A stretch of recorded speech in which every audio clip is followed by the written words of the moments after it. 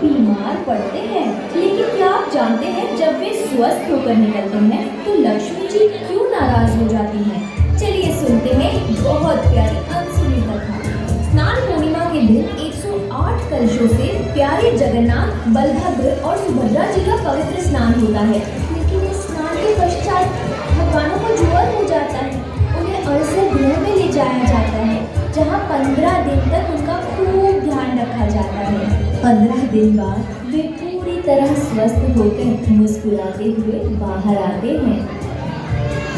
रे लक्ष्मी, मैं बलभद्र और सुभद्रा के साथ गुंडीचा मंदिर जाना चाहता हूँ। वहाँ भक्तों से मिलूंगा और गुंडीचा माँ के पास कुछ शांत पल बिताकर 2 दिन में लौट आऊंगा। आपकी तबीयत अभी तो ठीक हुई है, फिर भी जाना जरूरी है। थोड़ा बाहर घूमने से अच्छा लगेगा। सब भक्त हमारा इंतजार कर रहे हैं। ठीक है, पर वादा कीजिए 2 दिन में लौट आएंगे। मेरा मन आपके बिना नहीं लगेगा। वादा करता हूँ, मैं 2 दिन में वापस आ जाऊंगा। रथ यात्रा का पावन दिन आता है। पूरी नगरी उत्सव के माहौल में डूब जाती है। जगह जगह ढोल रिदम बज रहे हैं, भक्त झूम रहे हैं। तीनों भगवानों के लिए भव्य रथ तैयार है। चलो माँ, गुंडीचा के घर बड़ा मजा आएगा। हाँ, वहाँ खूब मस्ती करेंगे। भक्तों के भजन कीर्तन के बीच प्यारे जगन्नाथ अपने भाई बहन के साथ गुंडीचा मंदिर की ओर बढ़ते हैं। गुंडीचा माँ श्रद्धा और प्रेम से उनका स्वागत करती हैं। वो रसोई में बैठकर अपने हाथों से खीर, लड्डू और दिव्य व्यंजन बनाती है और स्नेह पूर्वक उन्हें स्वादिष्ट भोजन कराती है। तीनों भाई बहन बड़े आराम और मस्ती से माँ गुंडीचा के मंदिर में रहने लगते हैं। इस बीच देवी लक्ष्मी मंदिर में प्रतीक्षा करती रहती है। दिन बीतने लगता है, लेकिन जगन्नाथ जी वापस नहीं आते। सेवक, क्या मेरे प्रिय जगन्नाथ लौट आए?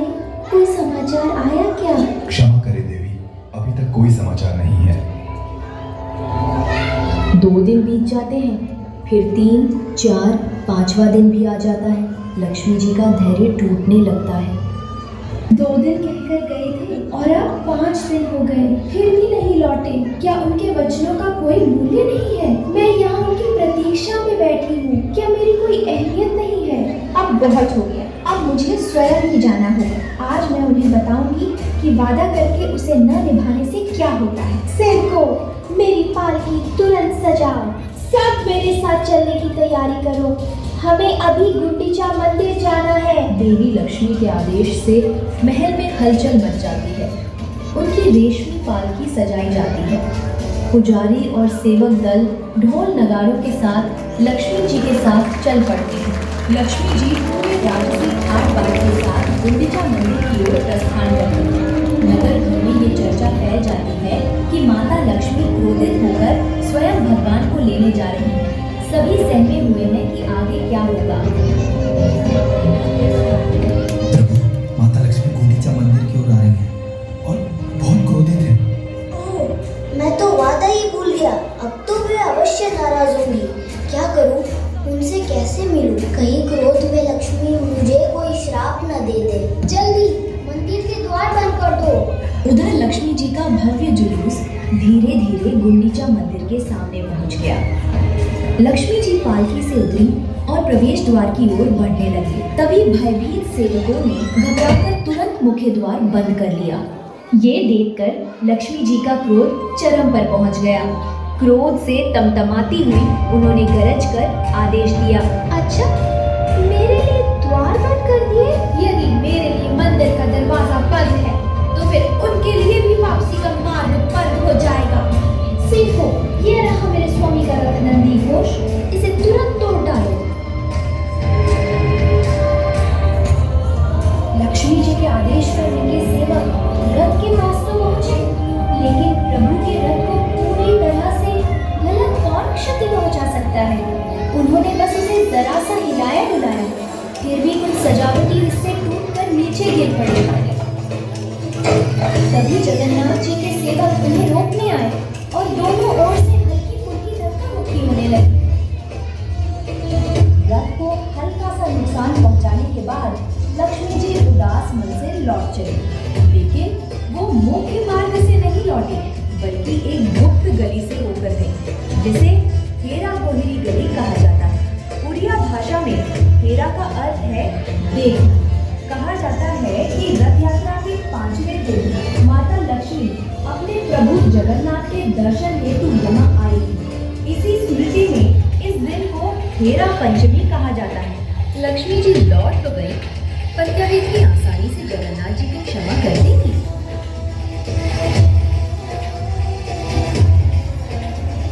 उधर गुंडीचा मंदिर में 6 दिन बीत गए। 7वें दिन जगन्नाथ, बलभद्र और सुभद्रा जी के दिव्य संध्या दर्शन हुए। भक्त बड़ी संख्या में प्रेम और भक्ति से दर्शनों के लिए पहुंचे।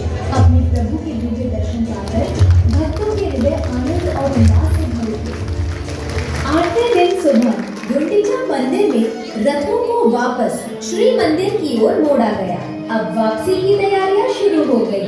आ गया 9वां दिन, बहुड़ा यात्रा, यानी भगवान की वापसी की यात्रा। प्यारे जगन्नाथ, बलभद्र और सुभद्रा जी गुंडीचा मां से विदा लेकर अपने घर श्री मंदिर की ओर लौटने लगे। पूरी नगरी में खुशी की लहर दौड़ पड़ी। जब तीनों रथ श्री मंदिर लौट रहे थे, तो बीच रास्ते में एक विशेष पड़ाव आया, मौसी मां का मंदिर। मौसी मां ने उनके लिए बड़े प्रेम से पोट पीठा तैयार किया था, जो उड़ीसा की प्रसिद्ध मिठाई है। हर वर्ष की तरह तीनों ने स्नेह पूर्वक मौसी मां के हाथ का बना पोट पीठा चखा। इसके बाद उन्होंने आदर पूर्वक मौसी मां से विदा ली और रथ पुनः श्री मंदिर की ओर बढ़ चला। बहुड़ा यात्रा में एक और रोचक पड़ाव आता है। बलभद्र जी और सुभद्रा मैया के रथ तो सीधे सिंह द्वार तक पहुंच जाते हैं, पर प्यारे जगन्नाथ जी का रथ कुछ देर के लिए गजपति महाराज के महल के सामने रुकता है। शुभ समाचार, आपके प्रिय स्वामी लौट रहे हैं। जगन्नाथ जी का रथ रास्ते में दिख चुका है। क्या मेरे प्यारे जगन्नाथ लौट रहे हैं? शुभ समाचार सुनते ही लक्ष्मी जी का क्रोध एक पल में पिघल जाता है। वह तुरंत श्री मंदिर से बाहर निकल आती है और सामने जहानी मंडप में आकर खड़ी हो जाती है, जहाँ से दूर सड़क पर अपने प्यारे जगन्नाथ जी के रथ को आते हुए देखती है। फिर लक्ष्मी जी रसोई घर के रास्ते पीछे की ओर से होती हुई भेंट मंडप पहुँचती है। 9 दिन बाद आखिर उन्हें अपने स्वामी के दर्शन होते हैं। इस शुभ मिलन को लक्ष्मी नारायण भेंट कहा जाता है। जगन्नाथ जी अपनी विशेष फूलों की माला लक्ष्मी जी को अर्पित करते हैं। देवी लक्ष्मी श्रद्धा से रथ की परिक्रमा कर दर्शन करती हैं। दर्शन के पश्चात वे प्रसन्न मन से श्री मंदिर लौट जाती हैं। उनका क्रोध भले ही शांत हो गया हो, पर क्या वे सचमुच जगन्नाथ जी को इतनी आसानी से माफ कर देगी? वो तो आगे पता चलेगा।